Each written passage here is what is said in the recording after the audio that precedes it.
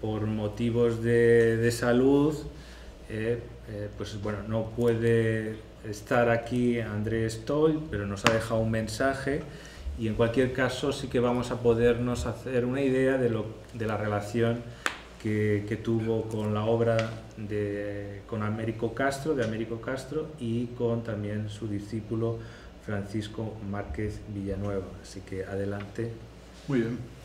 Bueno, he preparado este PowerPoint en el cual, el que ha sido necesariamente improvisado, está a raíz de la conversación que tuve ayer con Andrés Stoll, que bueno, se encuentra convaleciente de la COVID, además, porque le ha producido estos efectos colaterales y el hombre realmente se encuentra mal de salud, ¿no?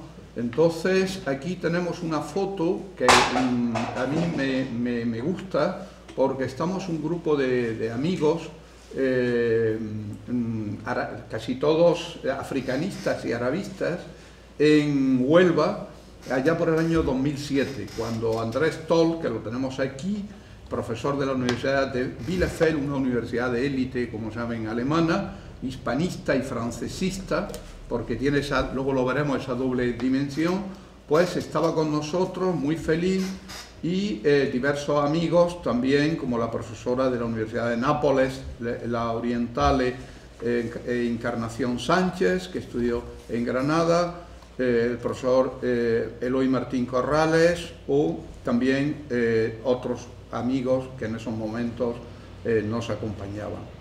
Se trataba de un curso de verano que Andrés Stoll había agenciado de la Universidad de la Rábida, y en el cual pues teníamos un pequeño grupo de alumnos. Aquí está Andrés Stoll, luego veremos la diapositiva un poco ampliada. Y el curso era sobre el Mediterráneo plural, sobre el sujeto histórico y la diversidad cultural. Y vuelvo a decir que habíamos reunido un buen grupo de alumnos. Vamos a oír a Andrés Stoll cómo ayer, en la conversación que tuve ayer, cómo él descubrió a Américo Castro durante la realización de su tesis doctoral. Todo comenzó en París, en el año 1976, en el tercer año de mi estancia en París para preparar mi tesis doctoral. Sobre Quevedo, sobre el Buscón de Quevedo y su primera traducción francesa. Y es en este año, en ese momento, yo descubrí el magnífico libro de Américo Castro, España en su historia, en su traducción francesa, que había aparecido en México en 1963. Perdón.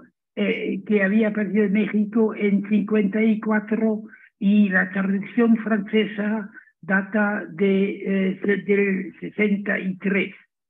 Y ese libro fue para mí un descubrimiento sensacional, porque de los temas tratados en ese libro nunca había conseguido una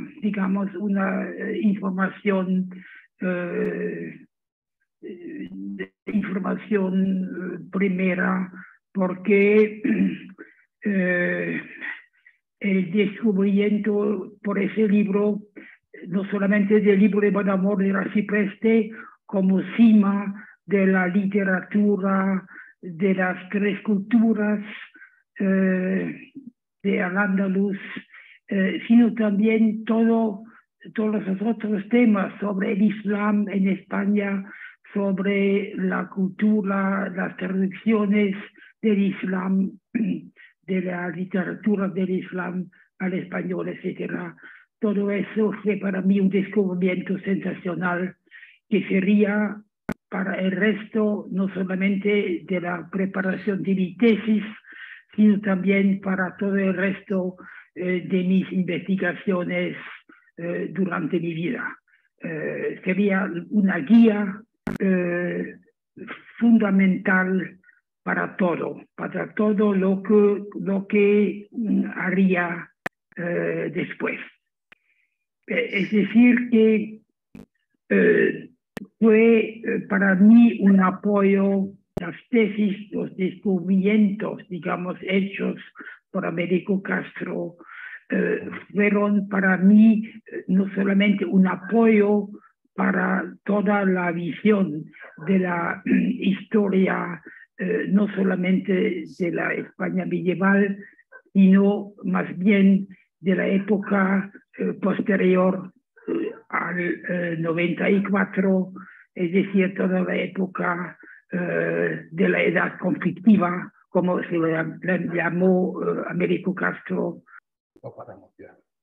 Bueno, esto a partir de este momento ya no pudimos continuar el diálogo y no quise forzarlo más porque ya creo incluso que había abusado.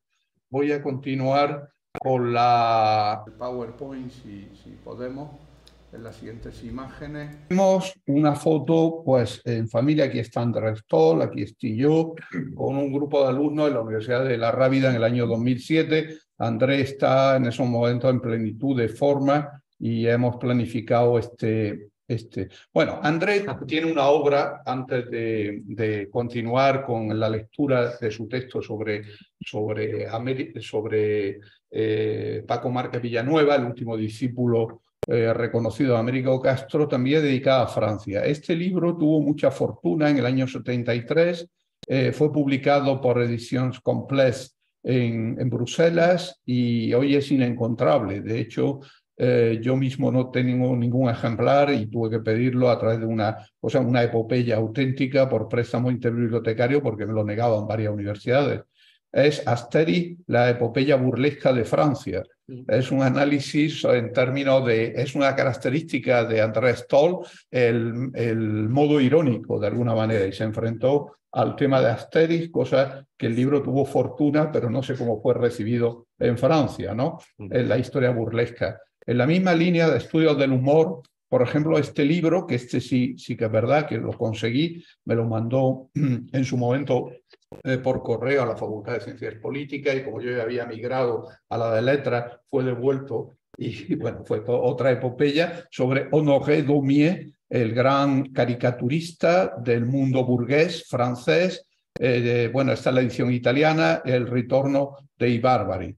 Y es un libro, también publicó a Gustave Flaubert en alemán, a Santa Teresa igualmente. Aquí tenemos algunas publicaciones extrañas, porque seguir el rastro a investigadores con cierta edad resulta difícil, es decir, porque sus obras se ocultan debajo de una montaña en Internet, donde está, por ejemplo, coordinada por Andrés Toll, titulada Fotografía y ficción, aproximaciones a la estética fotográfica del escritor mexicano Juan Rulfo. Es decir, que Juan Rulfo tiene una obra fotográfica también muy importante, o este artículo titulado significativamente Goya, descubridor de Quevedo, o la modernidad estética de la risa luciférica.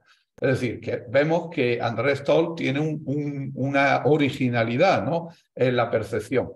Bueno, yo lo conocí a través de Soledad Carrasco Urgoiti, que era la nieta del fundador del diario El Sol, Nicolás María Urgoiti, que fue el que promovió a Ortega, promovió a través de toda la generación del 27, y luego él mismo lo pagó muy mal, porque cuando se proclamó la Segunda República entró en una profunda, porque él fue el que puso encima de la mesa, Alfonso XIII, la necesidad de unas elecciones y si no se proclamaría la República, pero como gran empresario español luego quedó muy afectado por las consecuencias de sus actos cuando vio que la República no llegaría a buen puerto.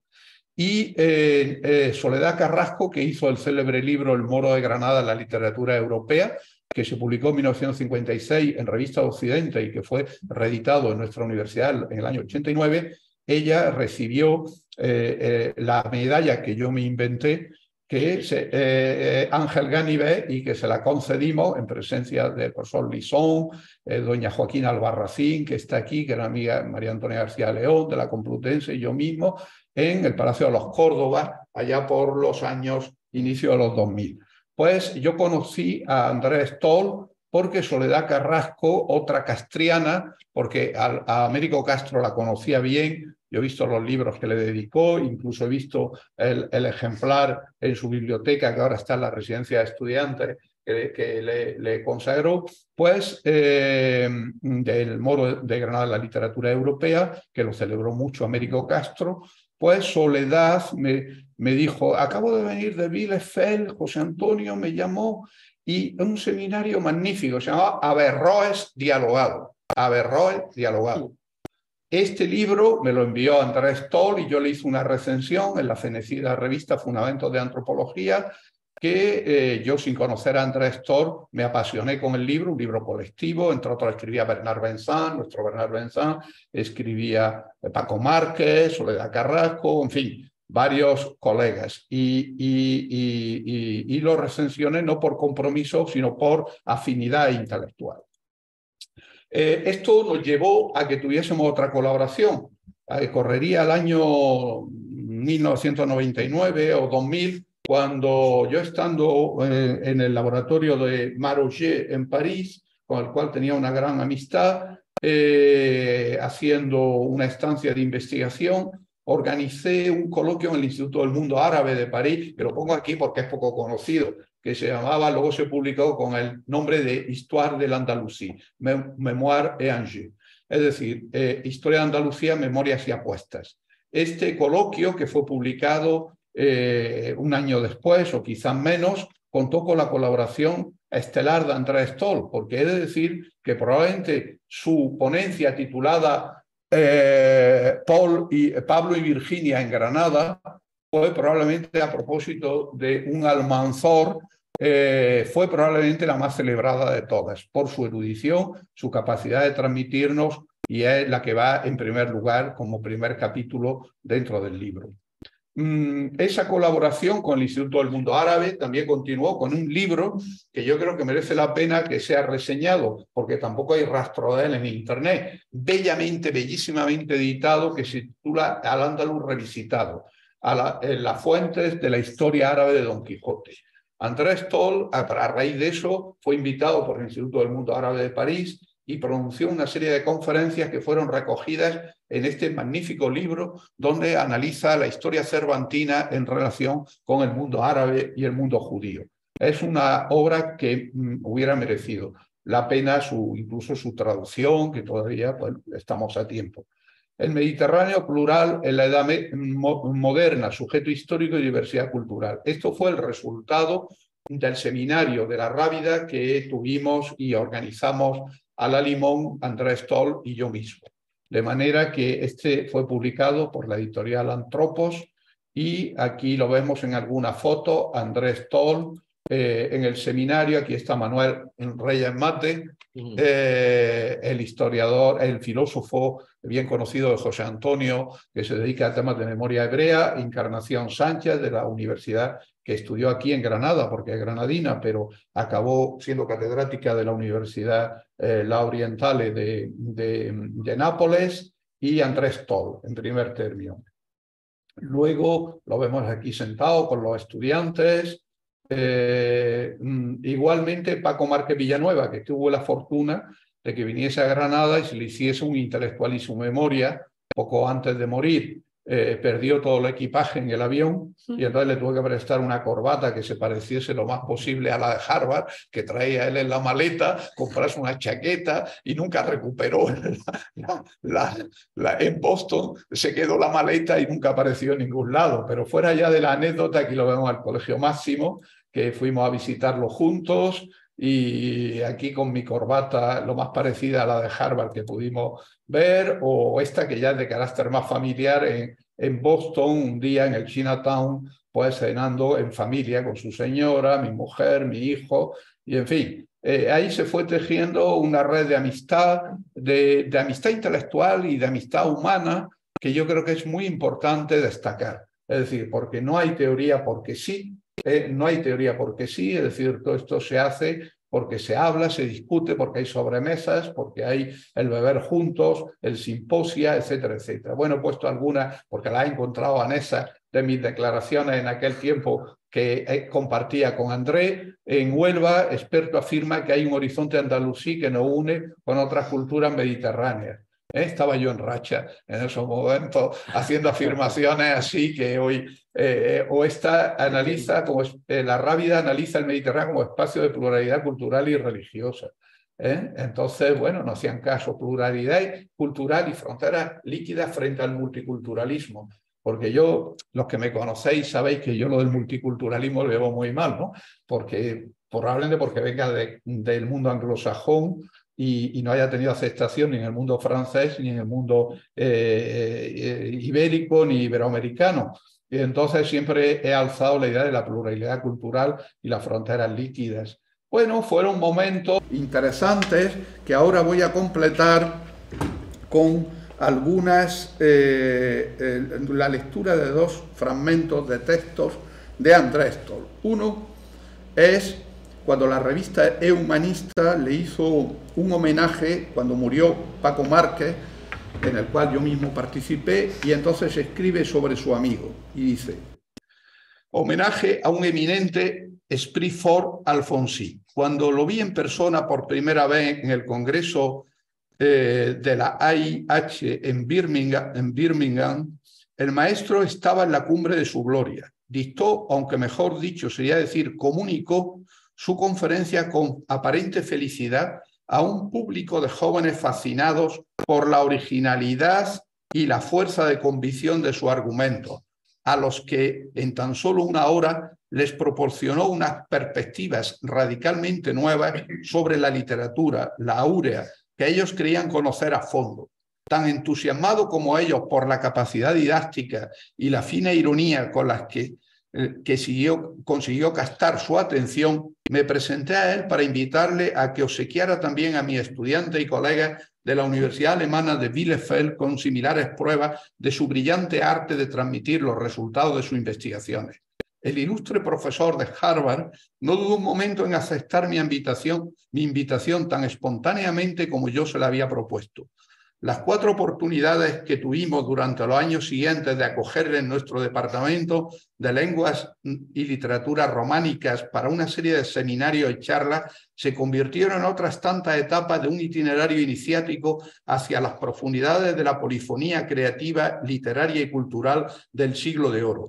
Gracias a su ingente erudición y a su extraordinaria familiaridad con las instituciones políticas y religiosas, las condiciones de vida, las costumbres e incluso los imaginarios colectivos de las diferentes capas de la sociedad que en esa época tan conflictiva que fue la monarquía imperial española, el hispanista Francisco Márquez conseguía de modo ejemplar dejar hablar a los textos mismos, sacarles cual arqueólogo los escondidos estratos de su significado. Así se dedicó con entusiasmo a enseñarnos las aportaciones de los judeoconversos y moriscos a las obras maestras de la literatura áurea, cuyas estrategias discursivas estaban inevitablemente condicionadas, como toda productividad intelectual y poética de la época, por el poder coercitivo de la Inquisición, el absolutismo y el mito racista de la limpieza de sangre. Una de las características más destacadas de su personalidad como docente era su costumbre de no limitar nunca la transmisión de sus saberes al propio horario de sus lecciones académicas, propagándolas en cada ocasión que se le ofrecía de estar con nosotros, durante las comidas, los paseos, las fiestas y las excursiones que nos llevaban a las ciudades de los alrededores.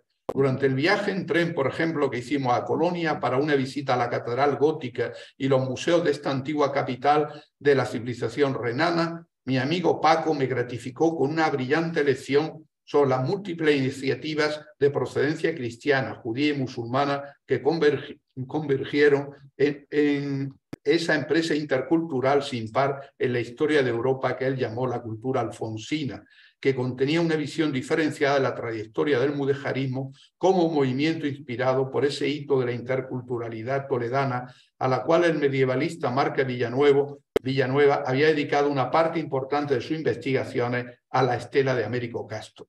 Lo mismo ocurrió cuando visitamos una exposición de grabados de Goya que se celebró en un vecino castillo renacentista de Brac, en el este de Westfalia. Corto ahí porque es más larga, y ahora quisiera pasar a una carta que me escribió. Omitiré los aspectos, digamos, íntimos, bueno, él me escribe en este año último sobre sus proyectos.